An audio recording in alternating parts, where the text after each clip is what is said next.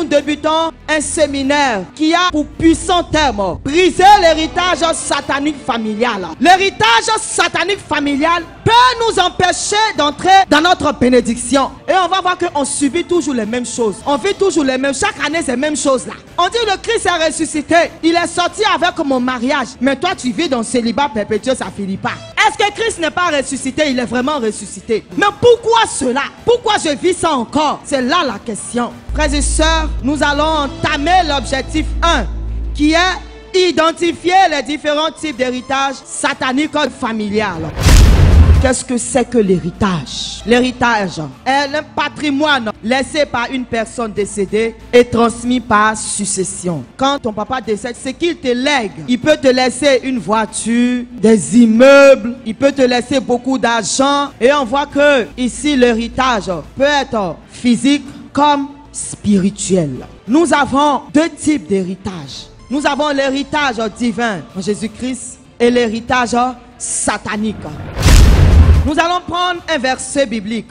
Ézéchiel 18, verset 2. Pourquoi on dit ce proverbe-là dans le pays d'Israël? Est-ce que quand ton père ou bien tes ancêtres étaient en train de manger le raisin vert, là, toi tu étais né? Mais pourquoi c'est toi tes dents là sont agacées? Quand ton grand-père partait faire l'adoration, quand ton premier ancêtre il allait dans un village pour tisser des liens sataniques, est-ce que toi tu es parti avec lui? Tu n'étais même pas né. Mais pourquoi après des générations, alors que tu es baptisé, alors que tu es confirmé, et pourtant tu subis? Mais c'est l'héritage que tu as reçu depuis ton ancêtre, parce qu'il y a le lien de sang qui parle. On va prendre le livre de Hébreux, Hébreux 7, versets 9 à 10. Ici, la parole de Dieu nous éclaire sur l'héritage laissé par Abraham à sa descendance. Chaque fois que Abraham posait des actes, que ce soit les dîmes, quand il offrait des sacrifices au Dieu vivant, quand il bâtissait des autels à l'Éternel, pendant qu'Abraham était en train de faire cela, il ne faisait pas cela seul. Abraham était en train de faire cela avec qui?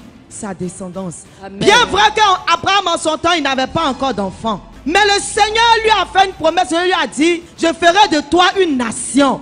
Je ferai de toi le père d'une multitude. Et cette multitude était dans les reins d'Abraham. Et chaque fois que Abraham était en train de poser ses actes, la multitude aussi qui est dans ses reins, ses enfants aussi étaient en train de poser aussi ces mêmes actes. Amen.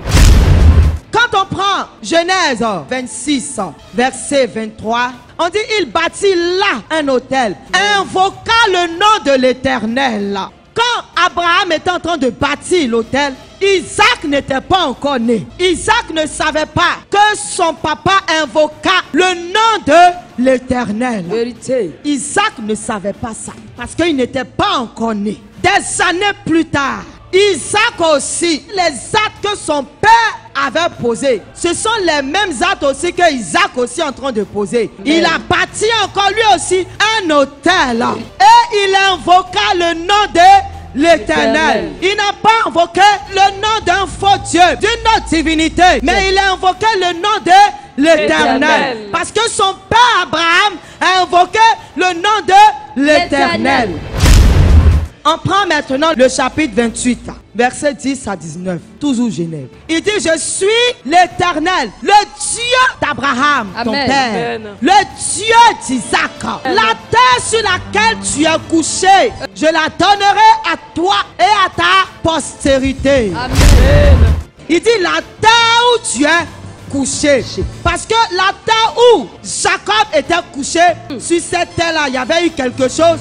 Depuis son grand-père qui était Abraham, Amen. Son père qui était Isaac, Amen. Quelque chose s'est passé là. Quand Jacob était venu se coucher là, il ne savait pas que son grand-père avait fait quelque chose là, que son père aussi avait fait quelque chose là. Amen. Jacob ne savait pas. Et pourtant, des années après, troisième génération, Jacob a tourné jusqu'à là où l'autel a été bâti là. C'est là Jacob est venu dormir.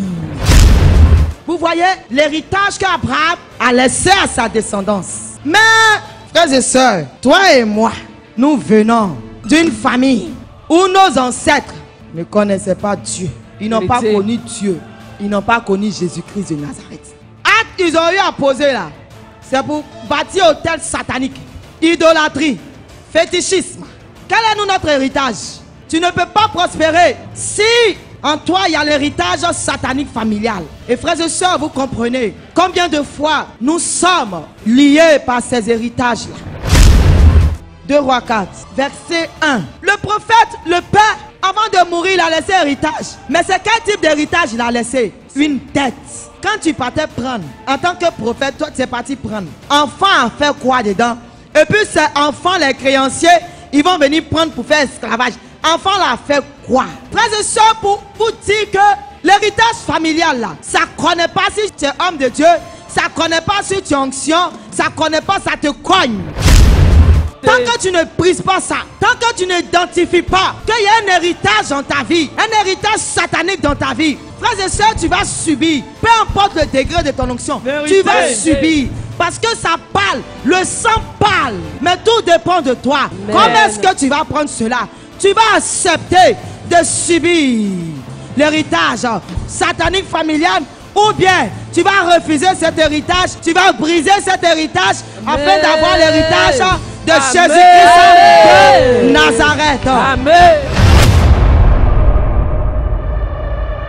Rejoignez-nous à la paroisse orthodoxe Résurrection de Bangerville, siège à Cafel, tous les vendredis de 19h à 21h et tous les dimanches de 15h à 19h avec le prêtre exorciste Abba Daniel La Révélation, ou contactez-nous au 07 07 14 0016 01 40 51 40 00, WhatsApp plus 225 07 09 82 32 82. Vous pouvez nous suivre en direct sur Facebook Daniel La Révélation Ministries et sur YouTube Daniel La Révélation TV. À Cafel, il y a Dieu dedans, Dieu dedans.